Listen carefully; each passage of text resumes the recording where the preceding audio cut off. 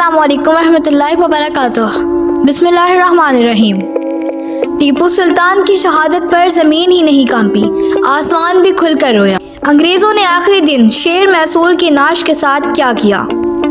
शेर की एक दिन की ज़िंदगी गीदड़ की 100 साला ज़िंदगी से बेहतर है। ये मारूफ कौल था शेर मैसूर टीपू सुल्तान शहीद का। टीपू सुल्तान हिंदुस्तान में अंग्रेज़ों के खिलाफ जद्दोजहद करने वाले आखिरी हुक्मरान थे। आपका पूरा नाम फतेह अली टीपू था।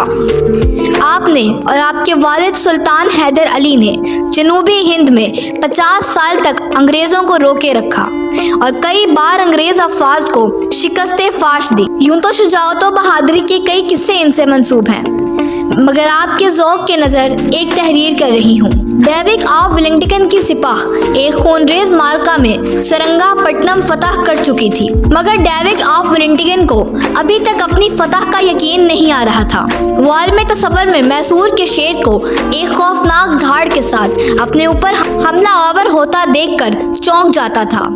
इसकी सिपाह सरंगापट्टनम के मैदान में जमा होने वाले मुहब्बो वतन शहीदों की नाशों में मैसूर की शेर को तलाश कर रहे थे। रात की स्याही और गहरी होती जा रही थी। लगता था कि आसमान ने भी टीपू सुल्तान की शिकस्त पर, जो इसके अपने ही बेज़मीर दरबारियों और लालची वजीरों की वजह से हुई, अपना चेहरा शब की तारीकी में छुपा लिया था। इतने में चंद सिपाही वेलिंगटन के खेमे में आए। इनके चेहरे खुशी से दमक रहे थे। इन्होंने इसे टीपू सुल्तान की शहादत और इसकी नाश बरामद होने की इत्तला दी। ये नाश सुल्तान के वफादारों के ढेरे के नीचे दबी मिली। जनरल वेलिंगटन खुशी से हवास बाख्ता होकर सुल्तान की नाश के पास पहुंचा तो वो नाश वफादारों के जमघट में ऐसी पड़ी थी जैसे बुझी हुई शम्मा अपने गिर्द जलकर मरने वाले परवानों के हुजूम में हो। जनरल ने सुल्तान के हाथ में दबी इसकी तलवार से इसे पहचान कर इसकी शनाख्त की। ये तलवार आखिर वक्त तक सुल्तान टीपू के फौलादी पंजे से छुड़ाई ना जा सकी। इस मौका पर जनरल ने एक बहादुर सिपाही की तरह शेर मैसूर को सल्यूट किया और तारीखी जुमला कहा कि आज से हिंदुस्तान हमारा है, अब कोई ताकत हमारी राह नहीं रोक सकती, और इसकी नाश अंदर महल के जनान खाने में भिजवाई ताकि अहले खाना इसका आखिरी दीदार करे। इसके साथ ही आसमान स्याह बादलों से ढक गया। जब सुल्तान की कब्र खोदी जाने लगी तो आसमान का सीना भी शक हो गया और चारों तरफ गैज़ो गज़ब की आसार नमूदार हुए। बिजली के कौंदे लपक लपक कर आसमान के गज़ब का इजहार कर रहे थे। इस वक्त गुलाम अली लंगड़ा, मीर सादिक और दीवान बोरनिया जैसे गद्दाराने वतन खौफ और दहशत दिल में छुपाए सुल्तान की मौत की खुशी में अंग्रेज अफसरों के साथ फतह के जाम लंडा रहे थे और इनके चेहरों पर गद्दारी की स्याही फटकार बनकर बरस रही थी। जो ही कब्र मुकम्मल हुई, लहद बन गई तो आसमान फट पड़ा और सुल्तान मैसूर की शहादत के गम में बरसात की शक्ल में आंसुओं का समंदर बह पड़ा। कब्र पर शामियाना ताना गया।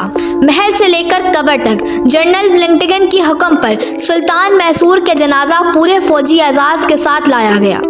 फौजियों के दो रवैया कतार ने खड़े होकर हिंदुस्तान के आखिरी अजीम मुहिब्बे वतन बहादुर जनरल और सपूत के जनाजे को सलामी दी। मैसूर के गली कूचों से नाला आशियान बुलंद हो रहा था। हर मजहब के मानने वाले लाखों शहरी अपने अजीम मेहरबान सुल्तान के लिए मातम कर रहे थे और आसमान भी इनके गम में रो रहा था।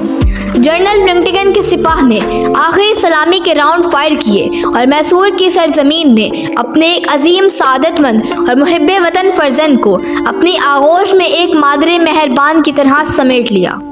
इस मौका पर सुल्तान के मासूम चेहरे पर एक अब्दी फातिहाना मुस्कुराहट नूर बनकर चमक रही थी।